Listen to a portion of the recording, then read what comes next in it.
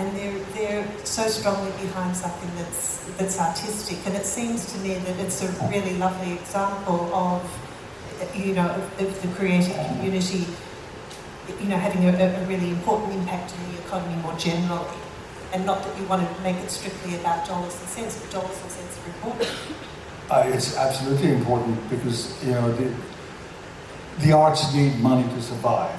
And a not-for-profit theatre company needs ardent sponsorship. It needs support from all levels of government at some stage.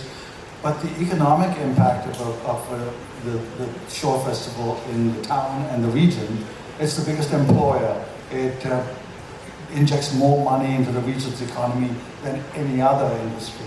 And that multiplier effect of the arts is significant in Canada as a whole. People are surprised when they learn how much the arts contribute to the economy of the country. So it employs a lot of people. So that is all significant. But especially today, where I think the souls of people seem to be under stress, there's a lot more sort of emotional violence around, especially in North America. The arts become the salve, the balm, and almost the salvation of humanity, or one of them. So in that respect, it is really wonderful to be involved in all of that. And Sanjiv, following on from that, I mean, really struck here by what's been done in terms of, what's a huge economic business proposition, but how integral the support of the arts in general, but also of artists, and a large number of artists is, are supported here. But also with a group that, when I was last living here, Bentota Beach Hotel was, such a landmark that the investment was made to renovate and support and promote that. Again, can you, like Ian, reflect a little bit on that nexus between business and the creative economy and what it means in a Sri Lankan context? So let me start with saying this, because I think if I was going back to be 19 again, or 18, the landscape was very different, because we didn't have pretty much a lot of what we have today, and where we are today as far as the starting point, and the resources, and the proudness we have for our culture, our heritage, and the place we live in. I think we kind of took it for granted, or maybe we were not in touch because the internet was not alive as much as it was, right? But we knew, Ian was saying he just had lunch with Ismat Rahim, right? And, legend. But now when you Google him, you know him, and I can talk to these young ones over here and the back there. It's like they can Google and find out, and they can find the vibe of what Sri Lanka was. My feelings, John Keels, which is one of the biggest companies in Sri Lanka, highly engaged with obviously a $1.4 billion investment of this property. We have over 1,000 pieces of art. My life, apart from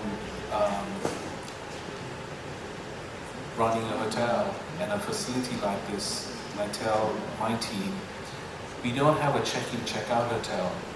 We have a living, breathing ecosystem now, which I get,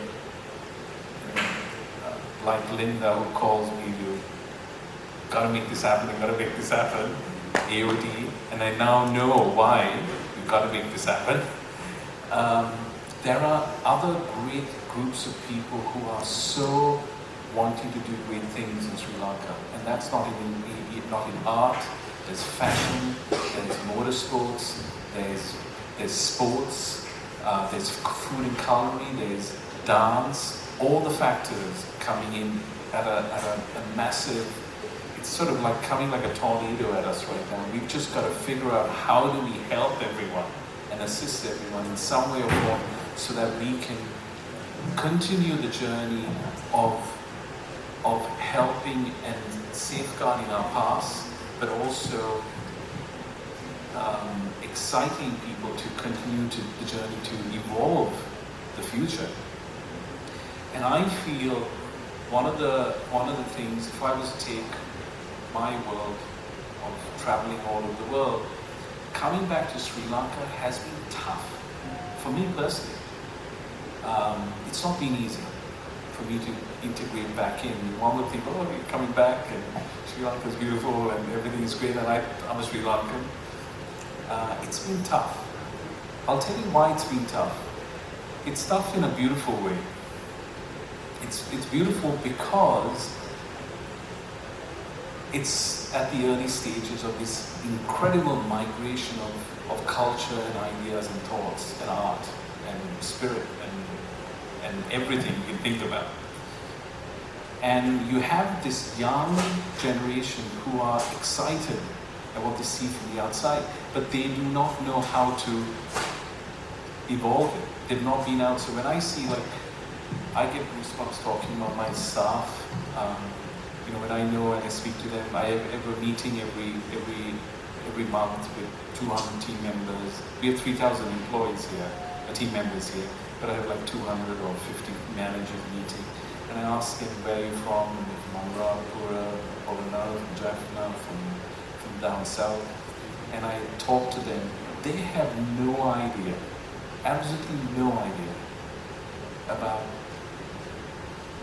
lifestyle when it comes to running hotels, in my context, or doing an event, or even having a clean bathroom. And we train them to do all that. And my point here is that as a person who's coming from outside, building a fabric, building an architecture of attracting talent back to Sri Lanka is key to be able to evolve. But one thing which I sometimes sort of encourage some of our team members coming back from Dubai, wherever, don't try to change things here. Build on what has been built, but influence it and open the eyes of all the wonderful people here by showing them through inspiration and love. Because if you show love and inspiration, you can create anything you want, because you bring Sri Lankan work from the heart, sometimes not from here. They work from here. If you get their spirit,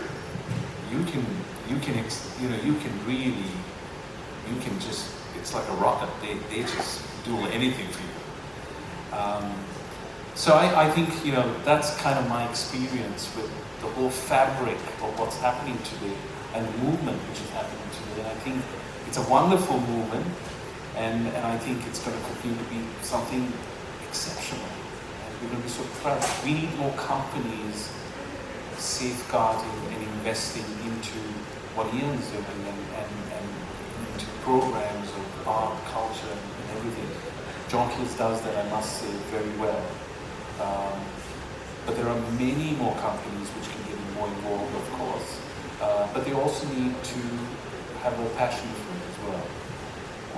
So just on that point then, Sanjiv, in terms of the vision, and a lot of the theme of this these series is about a vision for Sri Lanka, and you've touched on elements of that. But your vision for a prosperous, successful Sri Lanka from that, the perspective you have, which is a very international one, just elaborate on that one a little bit further, and then I'll ask Ian as well on the vision thing, which I think is so important. Yeah, for my vision, not my vision, but I think the evolutionary vision for Sri Lanka will be one day to have a place where we really treasure our past and celebrate our differences and create connectivity within our own cultural differences. If you're Tamil, if you're Sinhalese, if you're Dutch burger, if you're Muslim, I think it's a wonderful fabric. And when I see the magic of a piece of art being drawn, I think that's the vision of a fusion of an incredible layer. There's no place like Sri Lanka in the world today which has the fabric of the various different cultures and differences of minorities. India is very different. Go to Damascus, Syria is very different. Middle East is different. Here it's a very distinct set of ingredients which has all come together. And I think Sri Lanka in the future is going to be not just a place where we make money by doing things, it's going to be a place where people come and be excited to learn about the ocean, about the culture, the mountains, the spirituality of the place. I've been re-engaged with Sri Lanka through this serendipitous introduction to Linda and another young entrepreneur. I was introduced to both of them and asked if I could advise and help them establish a beachhead in Canada. That has led me to understand what a dynamic sort of revolution of youth that's happening here. And the one thing you always feel when you're Sri Lankan, and people like me epitomize it, you leave if you don't find opportunity. But now you see opportunities evolving here. There's a battery of young, highly qualified graduates who are not getting out to emigrate. They're getting out to build, to become entrepreneurs, to start up businesses. That is really exciting. So I've discovered it through the introduction to those two people, and I found that to be the most inspiring thing. And being here at this conference has, again, opened my eyes and opened my heart to this real phenomenon that I think is going to define this place for many years to come. That's lovely. So Jindy has given me a wind-up, but I did promise that this would be interactive. So just one, does anyone in the audience have a question they really wanted to ask or a comment as well? I feel like I should be asking. Craig had his hand, now he's been cut. Okay, all right. I had my writing. If I could just say one thing. No, there's a wonderful lady there called Ashi who makes the most incredible cookies. Right? She's Sri Lankan, actually lived in the UK, came back, has a wonderful business. Like Linda, a woman in leadership. I buy cookies from her. Every time I put a couple of her cookies in one of the restaurants, it sells within seconds. The love, the spirit, the joy she puts in these cookies. These are great stories of an incredible way of building people who come back and wanted to start a business, going back to what Ian said, which I think is really wonderful. And I wanted to point that out, if that's okay. That's fine. And no, terrific. But Ian, any last comments before we wind up? Anything that I didn't ask you that I really should have asked you that, last words, particularly I think because these talks are very much aimed at that next generation, and I see often along the back all of our brilliant young students, and just to say that for those of us who are of a different generation, we find so much inspiration from you and what you're doing, to see your amazing work. It's the reason I keep coming back. And thank you, Linda, and to AOD for believing in that. But you are truly inspiring, huh?